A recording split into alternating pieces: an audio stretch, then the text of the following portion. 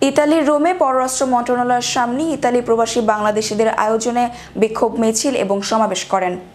বিভিন্ন ইউনিভার্সিটি এবং স্কুল কলেজের ছাত্রছাত্রী সহ সাধারণ প্রবাসীরা স্লোগানে মুখরিত করে তোলে ইতালি পররাষ্ট্র মন্ত্রণালয়ের সামনের চত্বর। 144 ধারা ছাত্র সমাজের এগিয়ে যাওয়ার প্রত্যাশা তাদের।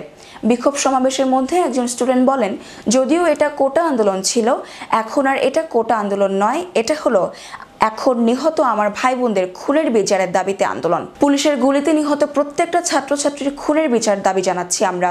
তারা আরো বলেন, আমরা আমাদের অধিকার চেয়েছিলাম, সেখানে আমাদেরকে গুলি করে মেরে ফেলা হচ্ছে, সেটা আবার কিসের স্বাধীনতা? আমরা বাংলাদেশকে আর রক্তাক্ত দেখতে চাই না, আমরা দেখতে চাই স্বাধীন একটি বাংলাদেশ।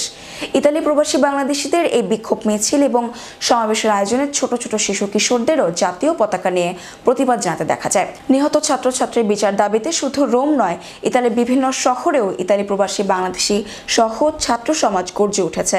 আগামীতে সকল প্রবাসীদেরকে নিয়ে ঐক্যবদ্ধ হয়ে প্রতিবাদ জানাবে বলে জানান আন্দোলনকারীরা।